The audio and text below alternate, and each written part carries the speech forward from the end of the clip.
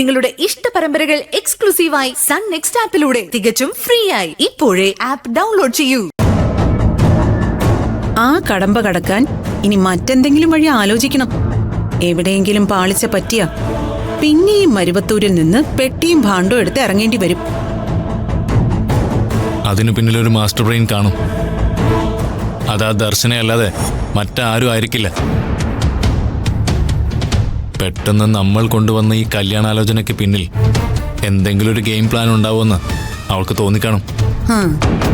അതിലെന്താ ഇത്ര സംശയിക്കാനുള്ളത്? അവള് തന്നെയാ.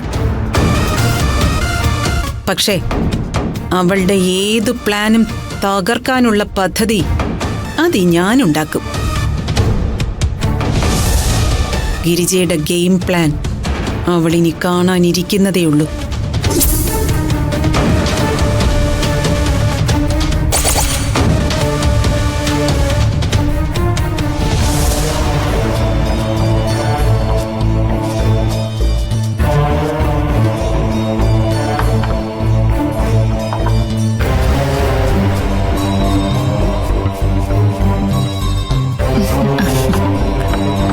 നിന്റെ ബോധക്കിടക്ക മാറിയോ? അതൊരു തലചുറ്റൽ പോലെ വന്നല്ലേ. കുറച്ചു നേരം സമാധാനമായിട്ട് ഇരുന്നപ്പോ അതങ്ങ് പോയി. നിന്റെ സമാധാനത്തിന് വേണ്ടിയാണല്ലോ നീ ബോധം കെട്ടത്. ഗിരിജ കള്ളിയ, സമ്മതിച്ചു. പക്ഷെ അതിനേക്കാൾ വലിയ അഭിനയ നീ കാഴ്ചവെച്ചത്. നിന്നെ സമ്മതിച്ചു മോളെ. ചേച്ചി എന്തൊക്കെയാ പറയുന്നത്? എനിക്കൊന്നും മനസ്സിലാവുന്നില്ല. ഗിരിജയുടെ മുമ്പിൽ നീ അഭിനയിച്ചോ? പക്ഷേ എന്റെ അടുത്ത് വേണ്ട. നിന്റെ ബോധം കെടല് നല്ല ഒന്നാന്തരം അഭിനയമായിരുന്നു എന്ന് എനിക്കറിയാം. പക്ഷേ നിന്റെ പരീക്ഷ അവള് പാസ്സായി. ചേച്ചിക്കത് മനസ്സിലായല്ലേ? പിന്നല്ലാതെ. അതെ, നീ വിചാരിക്കുന്ന പോലെ അല്ല കാര്യങ്ങള്. ഗിരിജ ശരിക്കും മാറിയെന്നാ എനിക്ക് തോന്നുന്നത്. ശ്രേയയുടെ കല്യാണം കൂടി കഴിയുമ്പോഴേക്കും ഗിരിജ പണ്ടത്തെ ഗിരിജയാവും. കല്യാണക്കാരെ ഓർത്തപ്പോഴാ എനിക്ക് വേറൊരു കാര്യം ഓർമ്മ വന്നത്. അതെന്താ? ഞാൻ അഞ്ജനയുടെ കാര്യമോ പറഞ്ഞു വന്നത്. അഞ്ജനയ്ക്കെന്തു പറ്റി? ഒന്നും പറ്റിയില്ല. പക്ഷേ അവളുടെ കല്യാണത്തെ കുറിച്ച് നമ്മളൊന്ന് ആലോചിക്കണ്ടേ? എന്തിന്? അതൊക്കെ രൂപേഷും ദർശനയും ചേർന്ന് ആലോചിച്ചോളും. എന്നാലും മിണ്ടാൻ പറ്റാത്തൊരു കുട്ടിയല്ലേ. ഇക്കാലത്ത് അവളെപ്പോലൊരു പാവം പെൺകുട്ടിയെ എങ്ങനെ വിശ്വസിച്ച് മറ്റൊരു വീട്ടിലേക്ക് അയക്കും? എന്തൊക്കെ പ്രശ്നങ്ങളാ ഓരോ ദിവസം ഉണ്ടാവുന്നത്. എന്ന് കരുതി കല്യാണം കഴിപ്പിക്കാതിരിക്കാൻ പറ്റൂ? അവൾക്കൊരു ജീവിതം വേണ്ടേ? നമുക്ക് ഏറ്റവും അടുപ്പവും പരിചയമുള്ളൊരു പയ്യനെ കൊണ്ട് മാത്രമേ അഞ്ജനെ വിവാഹം കഴിപ്പിക്കാവൂന്ന എന്റെ അഭിപ്രായം. അതിന് അങ്ങനൊരു പയ്യനെ കിട്ടണ്ടേ? അന്വേഷിച്ച കിട്ടാതിരിക്കില്ല. നിന്റെ മനസ്സിലാരെങ്കിലും ഉണ്ടോ? ഏയ്, എന്റെ മനസ്സിലോ? ഇല്ല. ഞാനങ്ങനെ ആരെക്കുറിച്ച് ആലോചിച്ചിട്ടില്ല. ഞാനൊരു അഭിപ്രായം പറഞ്ഞതേ ഉള്ളൂ. അല്ല, മറ്റുള്ളവരുടെ കല്യാണക്കാര്യങ്ങളെ കുറിച്ച് ആലോചിക്കുന്നതിനിടയില് നീ നിന്റെ സ്വന്തം മകന്റെ കല്യാണക്കാര്യം മറന്നു പോരുത്. അവന്റെ കല്യാണക്കാര്യവും ആലോചിക്കണ്ടേ?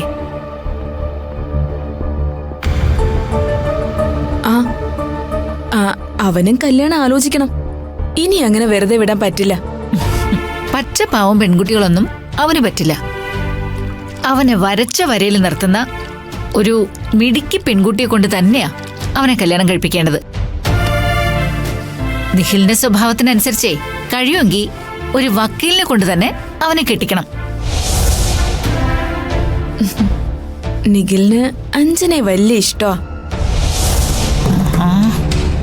ഇവള് വളഞ്ഞു ചുറ്റി വന്നപ്പോഴേ എനിക്ക് മനസ്സിലായി ഒടുവിൽ പറയാൻ പോകുന്നത് ഇതായിരിക്കുമെന്ന്. എന്റെ പൊന്നുമോളെ, നിന്റെ ചൂണ്ടയിൽ എന്നെ കൊളുത്താൻ നോക്കണ്ട. ഞാൻ അതിൽ കൊത്തില്ല.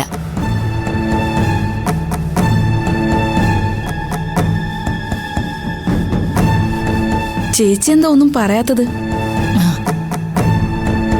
അഞ്ജനയെ ആർക്കാ ഇഷ്ടമല്ലാത്തത്? ഒരു പാവം മിണ്ടാ പ്രാണി. എന്റെ മനസ്സിലെ ഒരാഗ്രഹമുണ്ട്. എന്താഗ്രഹം?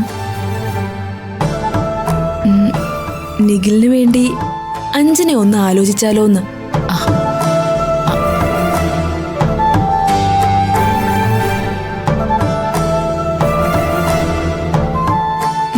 ചേച്ചി എന്ത് പറയുന്നു? ഞാനെന്ത് പറയാനാ? ഇത് വേണോന്നോ വേണ്ടെന്നോ ഞാൻ പറയില്ല. ഞാൻ ഈ കാര്യം ഇവിടെ ആരോട് സംസാരിക്കേയില്ല. നീ ഇനി എന്നോട് സംസാരിക്കരുത്.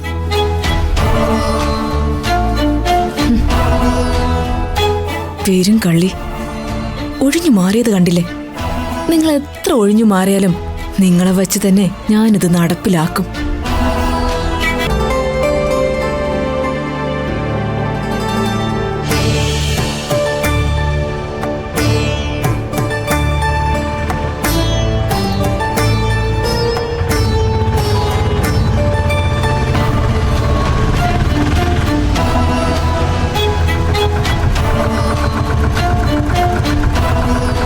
അയ്യോ, ദാ.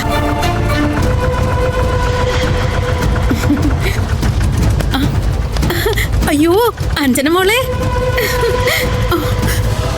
അയ്യോ നീ അങ്ങ് ഒരുപാട് ക്ഷീണിച്ചു പോയിടി മോളെ. നീ എന്താ ആഹാരമൊന്നും കഴിക്കുന്നില്ലേ? അതോ എല്ലാരും കൂടെ നിന്നെ പീഡിപ്പിക്കുവാണോ? അങ്ങനെയാണെങ്കിലേ ഒരു കാര്യം ചെയ്യേ, മോള് എന്റെ കൂടെ പോരെ. ആന്റി നിന്നെ പൊന്നു പോലെ നോക്കിക്കോളാം. ആ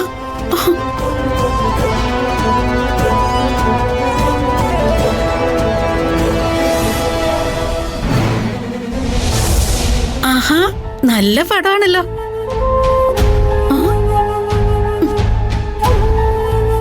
ആന്റി ഇത്രയും പറഞ്ഞിട്ടും മോളെന്താ ഒന്നും പറയാത്തത്?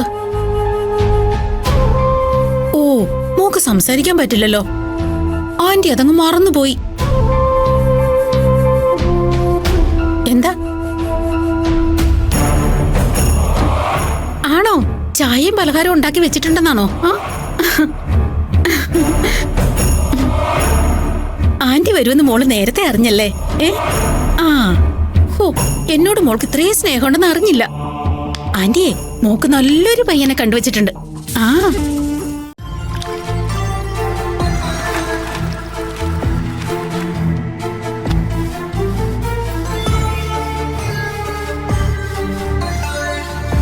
ആന്റി പോയിട്ട് ചായയും പലഹാരവും കഴിച്ചിട്ട് വരാവേ. അല്ല, മോളകത്തേക്ക് വരുന്നില്ലേ?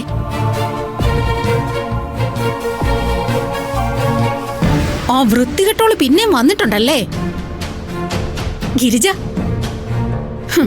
ഞാൻ അകത്തോട്ട് ചെല്ലട്ടെ.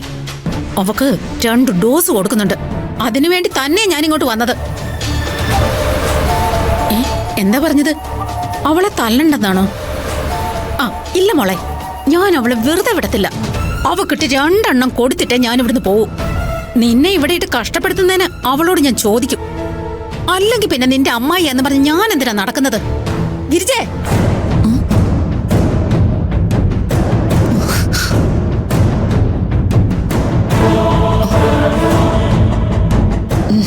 എടി ഗിരിജേ, നിന്നെ ഇന്ന് കാണിച്ചു തരാടി.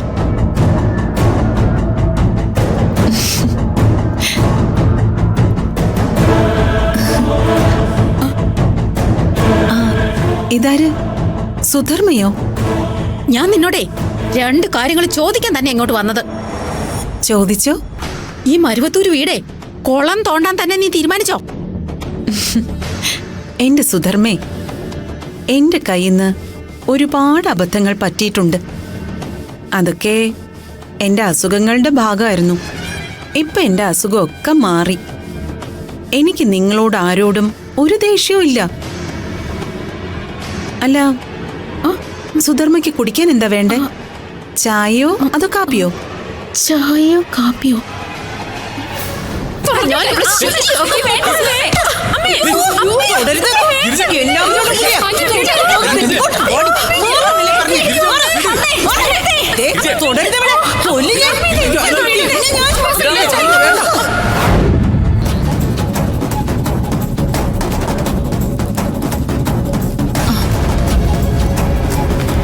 എന്റെ അഞ്ജന മോളോടെ നീ ചെയ്ത കാര്യങ്ങളൊക്കെ ഞാൻ അറിഞ്ഞു. അന്നേരം നിന്നെ എന്റെ കയ്യിൽ കിട്ടിയിരുന്നെങ്കിലും ഞാൻ നിന്നെ അടിച്ച് ശരിയാക്കിയനെ. അടിക്കുമെന്ന് പറഞ്ഞപ്പോ ഇവള് ചിരിക്കുന്നു. ഈശ്വരാ, ശരിക്കും ഇവള് മാറിയോ?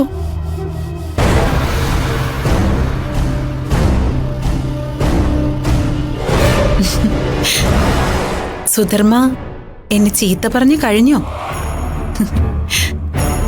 നിങ്ങൾ എന്നെ എത്ര ചീത്ത പറഞ്ഞാലും എനിക്കിപ്പോ ദേഷ്യമൊന്നും വരില്ല.